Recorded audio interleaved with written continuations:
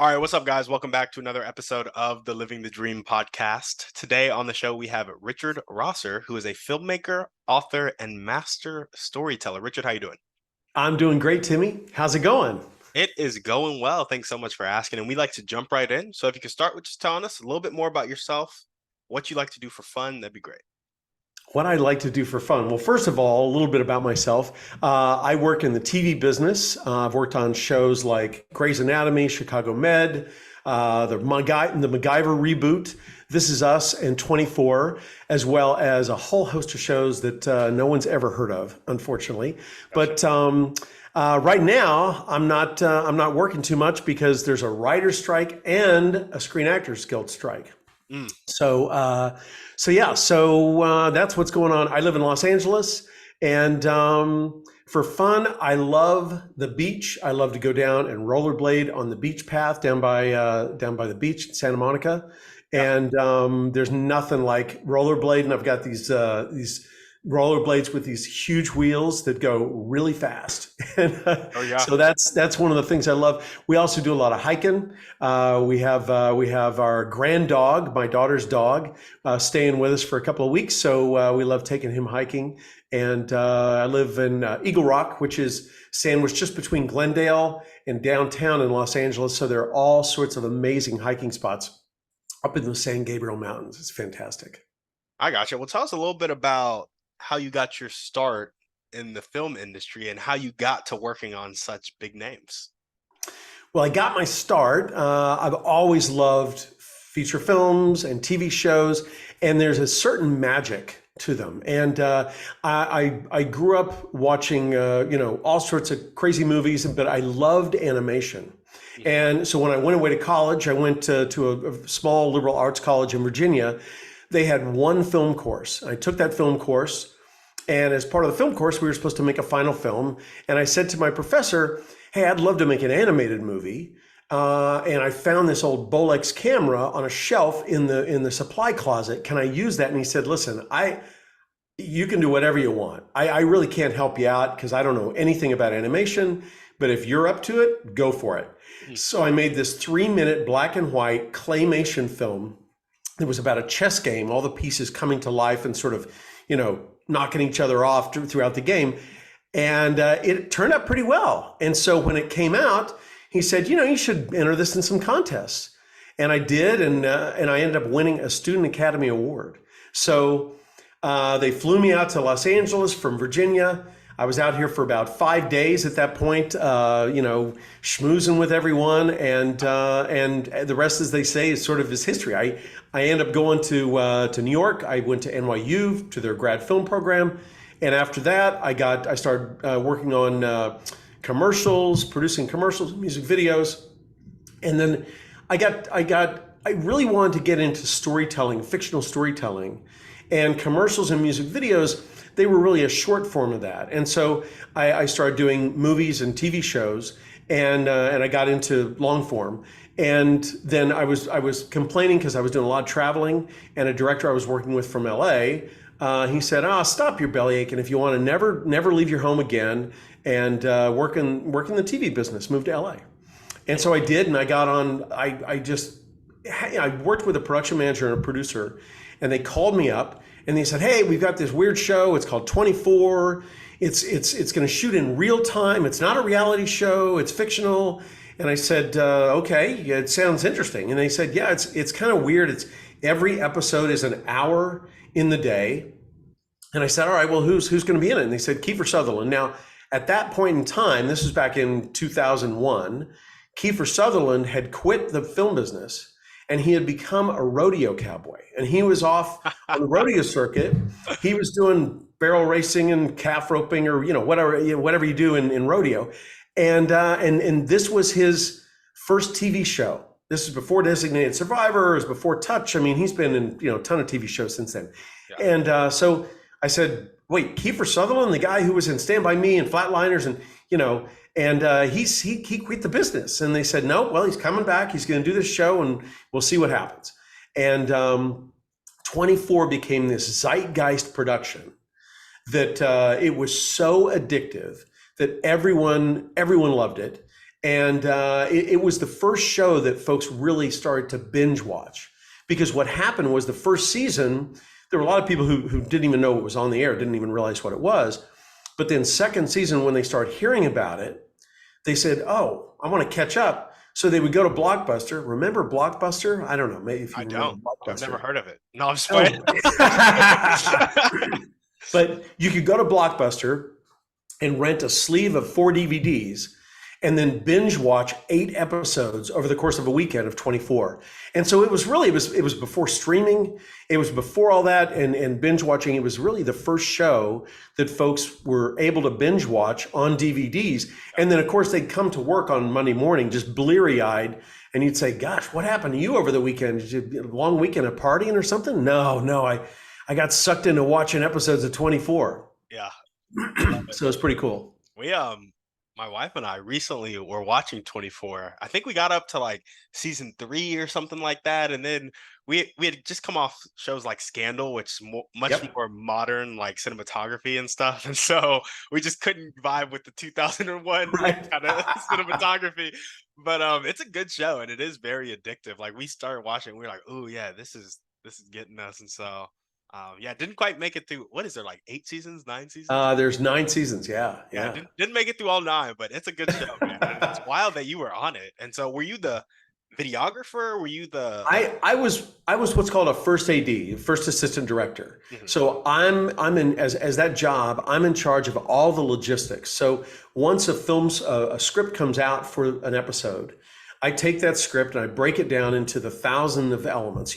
Props and wardrobe and set dressing, background players, etc.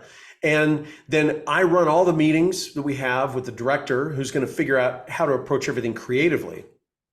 And so I'm working there, trying to figure out how the heck we're going to film this incredible episode at that point we were shooting 2 episodes in 15 days. So episodic shows, dramatic shows typically take 8 days to film for an hour-long dramatic show. Mhm. So we had 7.5. Yeah. Yeah. Man, that is crazy. That is Yeah. so awesome. And Yeah, so it was fun. did you ever get a director role, or was like the AD1 role your kind of bread and butter? Oh yeah, oh yeah. I had my hands full because every single episode we were blowing up a vehicle or doing some sort of a crash. In fact, the first week, Timmy, the first week, the first day we blew out like 12 plate glass windows, and then the next night we killed 11 people with I don't know, like 1,000 rounds of automatic gunfire. Of course Yeah. they're blanks. And then the third night we jumped a motorcycle, and then we had some sort of a car spin on the fourth night, and the fifth night we had an airplane dropping 2 skydivers in at night coming down into the desert. And after that first week, I was walking in my car with some other crew members, and I just went, "Oh my gosh, this ain't no TV show. Yeah. This is a feature film every single week." Yeah, it was very intense, but it was fun, and it was also, it's really fun working on a show that people know, and that they're really into the characters. And I've been lucky enough to work on a number of shows like that, and that really have sort of high profile, and that really that are really entertaining, and people see over. I mean, This Is Us went 6 years. Grey's Anatomy is up to 21 years or something like that. Yeah. So but I've certainly worked on shows that didn't make it past the pilot or didn't make it past the first season as well. Yeah, I gotcha. Well, I saw in your bio AI aficionado. So talk to us about that and how that kind of intersects with the rest of your life in the film industry. Well, let me just back up a second then. So as I've been working on professional TV shows, right, I realized that the story and how the story works. I mean, 24 or This Is Us, there's a certain approach to the storytelling that really it really heightens the experience. And I realized that we really use story in everyday life, and we can use a lot of those same techniques. Now, we're going to use them a little bit differently as we tell a story to friends at lunch, or if we're part of a group and we're using story to explain something and process of how something works. But we can use similar storytelling techniques to those used in TV to get our point across. And so what I did was I started going out to schools and teaching students, and this is everything from kindergartners all the way up to high school seniors, how to employ storytelling techniques to become better communicators. And a couple of those that I figured out were, number one, we have to connect with a story. And so there has to be some sort of emotional connection. So you want to infuse the story that you're telling with emotion. And that doesn't mean, that you have to get your audience crying, but an emotion can be joy, it can be anger, it can be frustration, it can be happiness, laughter, or it can be sadness. But basically, stories work best when we infuse them with emotion. And if you think about it, human beings have been telling stories for 10,000 some odd years, right? Yeah. Since the cave folks. And back then, they didn't have words. They used grunts or, growls or, and physicality to mime whatever they were trying to get across to their listener, to their audience. There's a saber-toothed tiger by the lake or the pond, and watch out, don't go there at dark, because that's when the saber-toothed tiger comes out and it'll eat you alive, right? So how on earth did they communicate that? And so over those 10,000 some odd years, our brains have become wired to understand everything from a story standpoint. And so our brains understand much better when something's told in a story or a narrative, as opposed to just facts or numbers or concepts like that. And so I started going out, I was working on teaching students how to tell stories, really just sort of basic stories, like a joke. And not a setup punchline kind of joke, but like a story joke, right? That it might go on for a minute or two and then have, and sometimes it has a groaner punchline, but it's the fun of the story. It's the characters in the story and the physicality and the voices or sound effects that the storyteller uses to get their audience there with them for that story. And so what I've done is I've created a curriculum that really teaches, and I've gone from just students. Now I work with business owners and entrepreneurs and startups and actually college classes. And so I've created this program that really talks about how to create captivating and compelling stories using the brain science that's been developed over this 10,000 years or so, and how we can use that to become better communicators. And so then back last January, as I was working on some workshops at a career tech school, they asked me to put together a workshop for storytelling for trainers. Because they'd found that some trainers use story, but sometimes they didn't have a point, and it sort of rambled on, or some trainers didn't use story at all.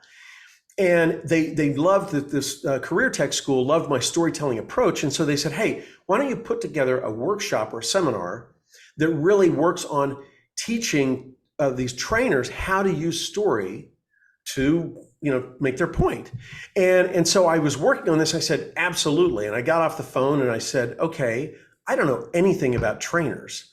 And I was belaboring that to a friend of mine, and she said, well, you should check out ChatGPT, because you may be able to use that to help you figure out the stories that you could use for trainers, or the training for trainers. Yeah. And I said, what's ChatGPT, right? And of course, now it's in the news every other hour. But back then it was brand new. It just come out in November. And so I dove in and I started typing in, okay, what would a workshop look like? Storytelling for trainers. And it spit out a bunch of information and an outline. And some of it was crap and some of it really worked. And so the stuff that I felt really worked, I took and I put into this workshop. And ultimately, what I did was I created this workshop that helps trainers use story to emphasize the points that they're making in their training sessions.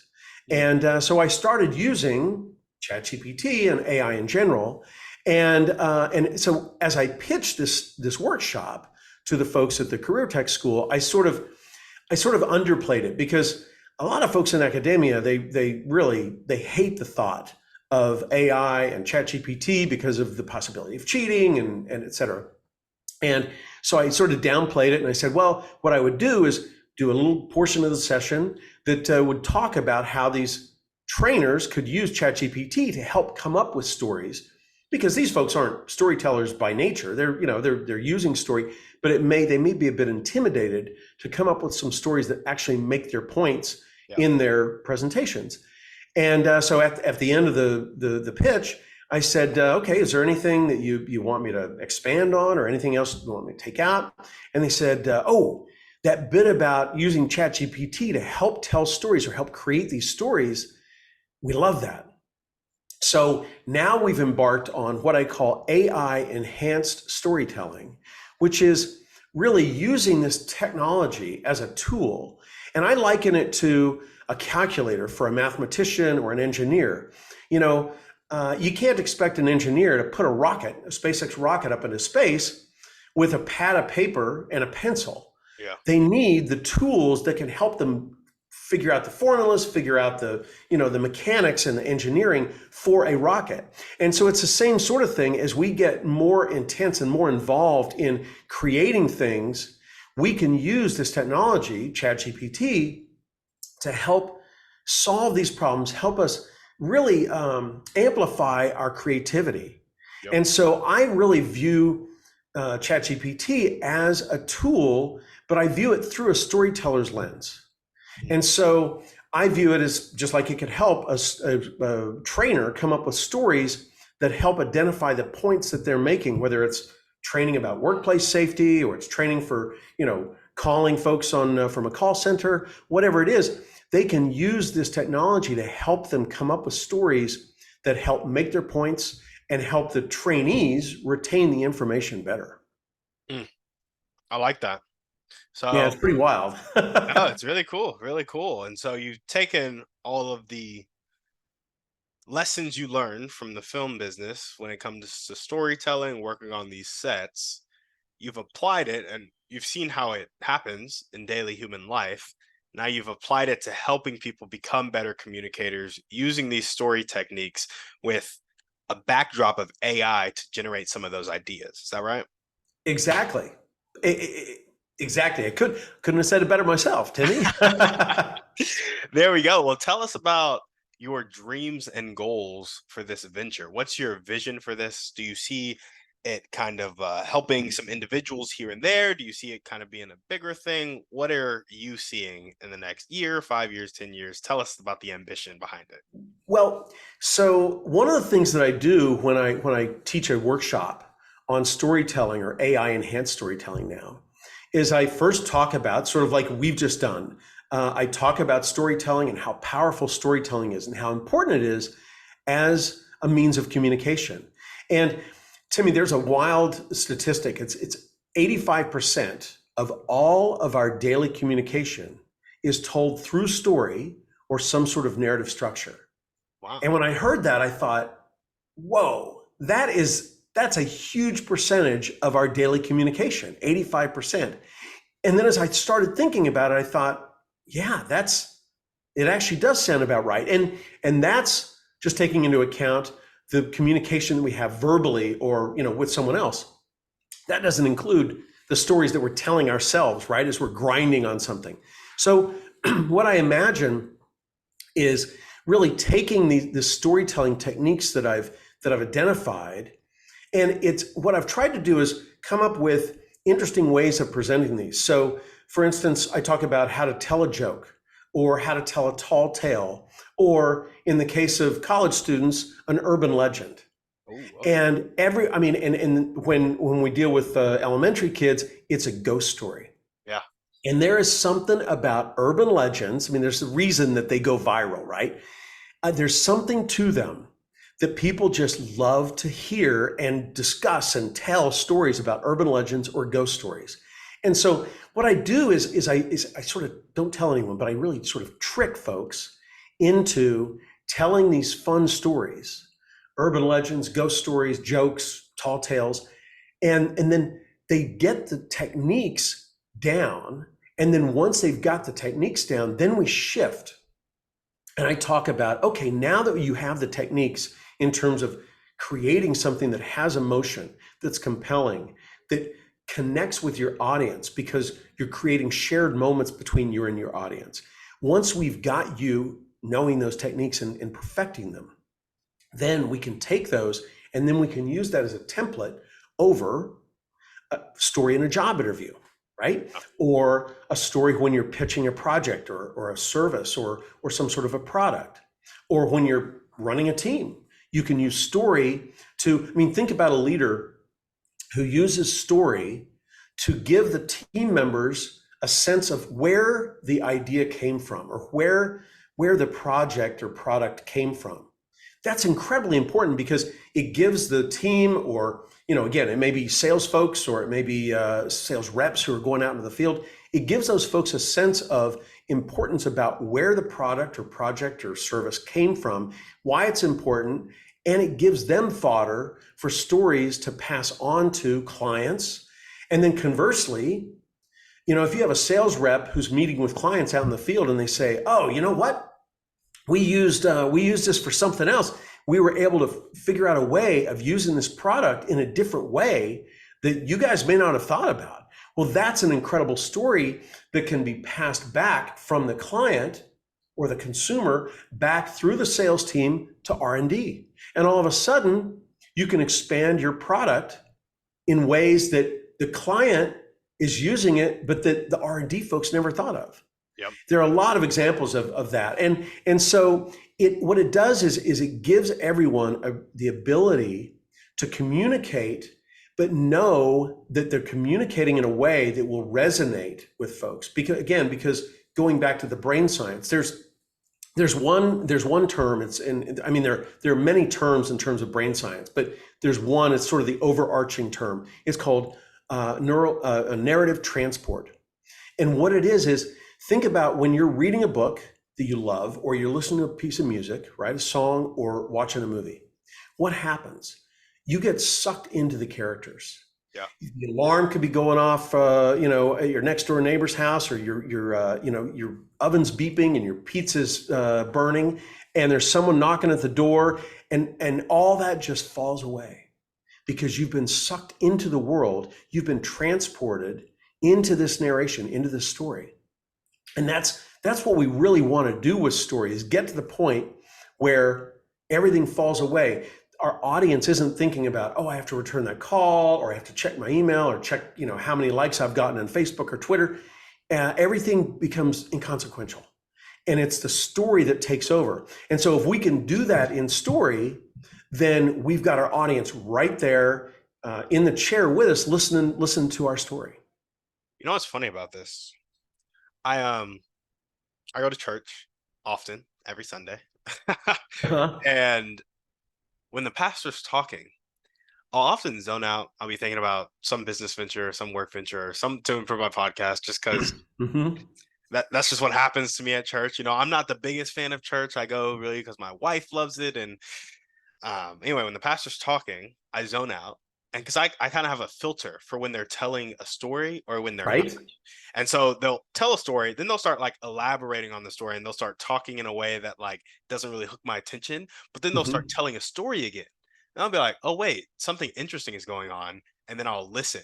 And my mind kind of automatically picks that up and starts to listen when the intriguing story is happening and when the elaboration is happening, or they're just kind of talking in theory or whatever it may be. I kind of zone out. And that's the first time I've realized that, you saying this right now. So. Well, Timmy, it's interesting that you make that distinction, because, when we tell stories, our voice takes on a certain intonation, and it really varies. The pitch and the volume and the intensity or lack thereof, but it varies as you're telling a story. Yep. And so there's something about when someone's telling a story that, when you start listening to that story, you want to hear what's going to happen. You start leaning forward in your seat. And there's almost a gravitational pull, so to speak, as we listen to stories. It's really pretty incredible. I mean, I won't go into all the various psychological concepts, but there's neural coupling where, the brain of the audience members couples with the brain of the storyteller, and it's based on shared experience. So there's a neural coupling and there's neural mirroring, and I mean there are all sorts of these psychological and physiological concepts that explain the basic details of the brain science. But basically it boils down to, when you're telling a story, people want to hear how it goes along and how it works and how Yeah. it's going to end up. Yeah. Yeah. No, absolutely. I love it. Well, cool. So we know you have this curriculum, and we know that some of it's based in AI. It's a lot of teaching different groups of people how to communicate better through storytelling. And so we'll kind of wrap this up with this next question. Do you see yourself like you've had a full career, right? To be Mhm. embarking on this at this point in your life, I'm just curious what like the intent behind it is. Are you trying to build a whole nother business? Are you just trying to help people communicate better with what you've learned? Kind of talk to that a little bit for us. I'm building a whole other business. It's I uh, love it. it's it's a consulting business. So I do a combination of consulting and one-on-one coaching, and I work with startup entrepreneurs. I work with existing business owners, and one of the things that we really work on when I'm doing one-on-one coaching is the founder's story.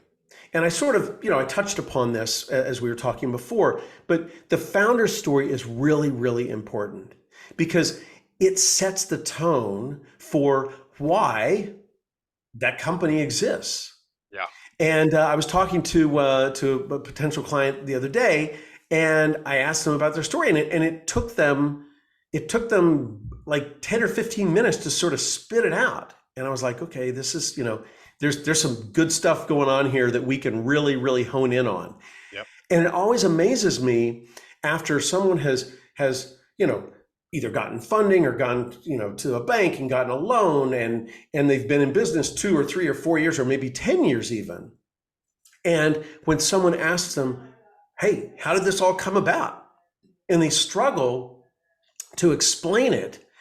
It seems to me that, I mean, I've been doing a bunch of podcasts and talking about my journey, but even before that, it was very apparent to me the various steps of my storytelling journey. I started off in TV shows and movies, and then actually it was one evening, my daughter, who had just gotten her learner's permit, had been driving, and something had happened, and I said, "Oh, tell mom about the story about the cat." And my daughter said, "Oh yeah, mom, I almost hit a cat today." And I said, "No, no, no, no, that's not the story." And she goes, well, "What are you talking about?" I said, "No, the story is we came, coming around the corner, and there was this cat in the middle of the road, and you were looking at it thinking, oh, is it going to move or not? And you slammed on the brakes, and she rolled over the cat, didn't hit it, but rolled over it. And it literally popped up from the back of the car and went and ran off into the woods, to live another 8 lives." Yeah. And my daughter said, "Oh," and she understood that was the story, Yeah. whereas she had just said, "Oh, mom, I almost hit a cat today," right? And so it dawned on me that even my own daughter didn't really know how to tell a story, weave a yarn, right? Yeah. And so at that point, I sort of said, "Wait a second, I'm telling stories professionally on set every day."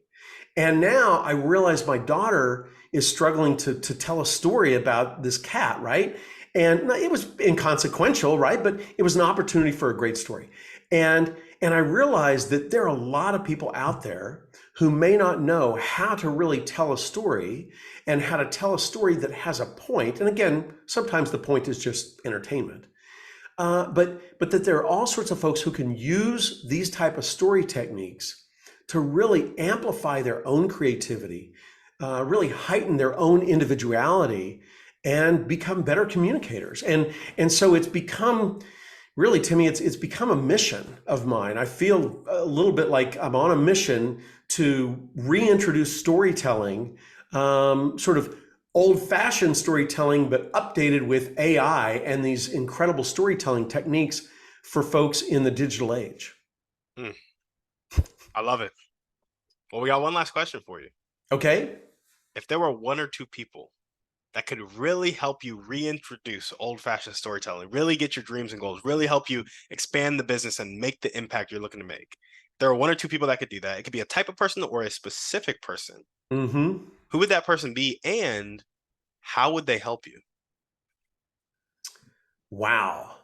Well, I guess that I would say one of them would be someone fairly high up in education or Mhm. government who realizes the importance of story and is willing to champion that. Because, Timmy, oh my gosh, we are so missing the boat from a storytelling standpoint in education these days. You know, everything's sort of taught to the test. It's rote memory. But what storytelling does is it gets our brains thinking critically about decisions about how to tell a story, what elements to use, and what works and flows in a story. And so I would say, it's someone very high up in the food chain of schools or the government, and again, maybe it's someone, maybe it's some sort of an entertainer who could overlap with that. Someone who's a real storyteller. Zach Galifianakis is a crazy comedian. He's an amazing storyteller. Someone like that, right? Who would, or Jack Black, right? Who tells stories with Tenacious D in song, and so I guess I would say, if Jack Black or Zach Galifianakis or someone who's high up, a superintendent at a local school district or something, shoot them my way, because I need to have a talk with them, because what we do is we need to tell story and teach folks how to tell stories better so that we can communicate. One of the things we're losing is that ability to communicate face to face, Mm. right? And so I think that students of all ages are really, they're losing the ability to communicate face to face in favor of texting and social media. And that's not to say we can't communicate face to face through social media, but it's different.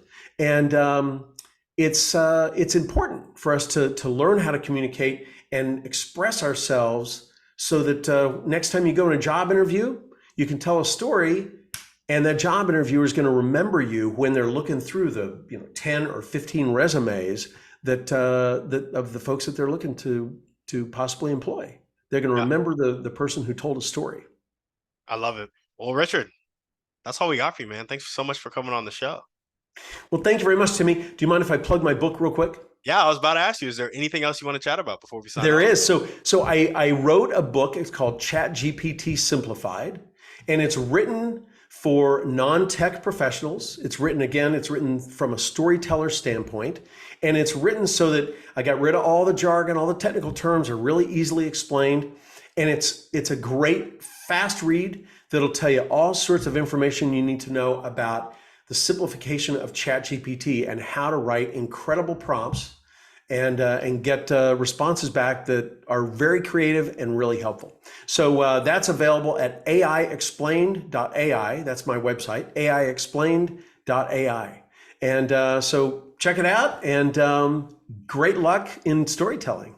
There we go. There we go. Well, Richard, thanks so much for coming on the show. Guys, thank you for listening. If you are listening and you loved what Richard had to say about storytelling or about ChatGPT or both, make sure to check him out. The link to do so will be down in the show notes. And prompt writing for ChatGPT might just take over the job market in the next 5 years. So might Yep. be important to check that book out. Again, thank you guys for coming on the show. We will see you on the next one. And on that note, we're out.